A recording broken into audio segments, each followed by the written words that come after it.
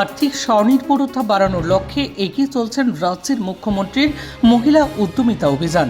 এই প্রকল্পের অধীনে শিলচর শহরে 143 জন মহিলার হাতে তুলে দেওয়া হলো আর্থিক সহায়তার চেক।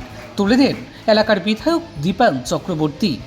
আজ শুক্রবার বিকেলে শিলচরের গান্ধী ভবনে আয়োজিত অনুষ্ঠানে স্বনির্ভর গোষ্ঠীর 143 জন মহিলা সদস্যকে প্রত্যেকের হাতেই 10,000 টাকার চেক তুলে দেওয়া হয়।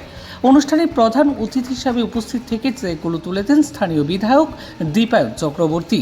এই উদ্যোগের মূল লক্ষ্য মহিলাদের ছোট ছোট ব্যবসা থেকে শুরু করে বিভিন্ন বিষয়ে উৎসাহিত করা এবং তাদের আর্থিক স্বনির্ভর এবং স্বাবলম্বী করে তোলা, যাতে ভবিষ্যতে গড়ে ওঠে আরও অনেক লাখপতি দিদি।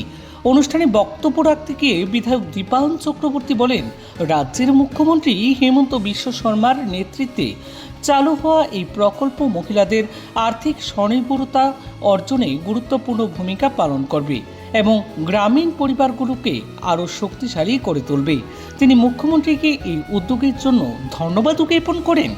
বিধায়ক আরও জানান, তার বিধানসভা এলাকার ইতিমধ্যেই বেশ কয়েকটি উন্নয়ন প্রকল্প সম্পন্ন হয়েছে। এর মধ্যে রয়েছে মানুষের সুবিধার কথা, যাকে মাথায় রেখেই এই উন্নয়নমূলক প্রকল্পের কাজ বর্তমানেও চলমান রয়েছে। অনুষ্ঠান শেষে বিধায়কের অন্যান্য অতিথিবর্গরা সরাসরি মহিলাদের হাতে তুলে দেন এই চেকগুলি।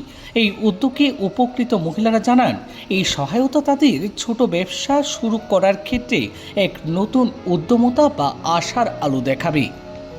এসএসজি গ্রুপের সম্মানিত মহিলারা, সকলকে আসাম রাজ্য সরকারের পক্ষ থেকে আপনাদের সকলের প্রতি আন্তরিক শ্রদ্ধা ভালোবাসা নিবেদন করছি।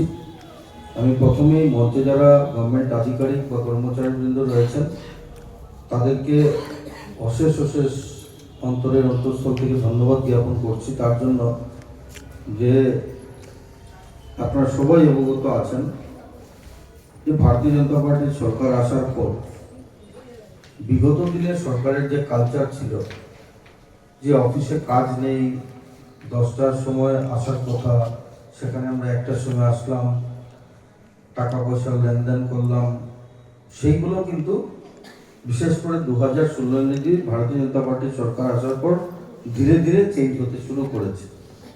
আসামের মাননীয় মুখ্যমন্ত্রী ডক্টর হেমন্ত বিশ্ব শর্মা মহোদয় 2021-এ যখন দায়িত্ব নিয়েছেন, তখন আপনারা জানেন যে একটা কঠিন সময়ের মধ্যে দায়িত্ব নেওয়া, কোভিড সিচুয়েশন।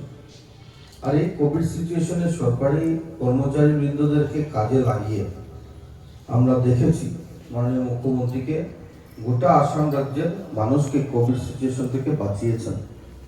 যে মৃত্যুর হার ছিল, সেই মৃত্যুর হার কিন্তু বিভিন্ন রাজ্যের থেকে অনেক কম ছিল। একমাত্র শুধু সম্ভব হয়েছে আমাদের সম্মানের মুখ্যমন্ত্রী আর আমাদের যারা অফিসিয়াল যারা স্টাফ আছেন তাদের জন্যই সেটা সম্ভব হয়েছে। অসাধারণ পরিশ্রম, রাত্রি দিনে পরিশ্রম করে সেগুলো করেছি। সরকারি কর্মচারীরা তার বাবা মার কোভিড হবে না তার নিজের কোভিড হবে না কন্যা সন্তানের কোভিড হবে সেটা চিন্তা না করে এই কাজগুলো করে গেছে। আর আমরা দেখছি যে বিগত দিনের ওয়ার্ক কালচারকে সরিয়ে শুধু 8 ঘন্টা অফিসে এসে কাজ করলাম সেটা না, এই কাজগুলো তারা যখন ঘরে যান, ঘরে গিয়েও কিন্তু তাদের শান্তি নিয়ে কাজ করতে হচ্ছে। আর আজকে ইলেকশন ডিক্লেয়ার হতে যাচ্ছে, তার জন্য প্রেশার আপনারা বুঝতে পারবেন না। যারা মঞ্চে বসে আছেন গভর্নমেন্ট অফিসাররা, তাদের কতটুকু প্রেশার আছে সেটা আপনারা বুঝতে পারবেন না। 24 ঘন্টা কাজ, মানে 24 ঘন্টা থাকার পর 17-18 ঘন্টা তাদেরকে কাজ করতে হচ্ছে। বস্তুতপক্ষে এইভাবেই কিন্তু আসাম রাজ্যটা চলছে, আর যার জন্যই কিন্তু এত আসাম রাজ্য দ্রুত গতিতে এগিয়ে গেছে। নিশ্চয়ই জানেন যে আজকে আমরা আবারও দ্বিতীয়বারের জন্য আবার আমরা এমএমএ যেটা আমরা বলি মুখ্যমন্ত্রী মহিলা উদ্যমিতা অভিযানের দ্বিতীয়বারের জন্য আমরা আবার চেক দিচ্ছি স্যারের হাত দিয়ে, এমএলএ স্যারের হাত দিয়ে দেওয়া হবে। এবং প্রথম পর্যায়ে আমরা 13,195 জন মহিলাদেরকে এটা দেওয়া হয়েছিল এবং এবারে আরো 143 জন মহিলাদেরকে দেওয়া হবে। তো আমি আশা করছি যে আপনারা এই যে সিড ক্যাপিটালের 10,000 রুপিস, মানে 10,000 করে যে দেওয়া হবে, সেটা যাতে আপনারা ভালো জায়গায় ভালো লাইভলিহুড জীবিকার জন্য যেন আপনারা এটা ইউজ করেন এবং আপনাদের আরও উন্নতি হোক সেটাই আমি আশা করি।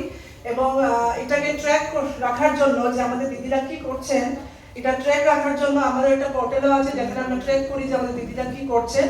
সো আমি আশা করি যে আপনারা ভালো জায়গায় ঠিক জায়গায় এটাকে ইউজ করবেন এবং আপনাদের আরও যাতে ডেভেলপমেন্ট হয় এটা আমি আশা করি।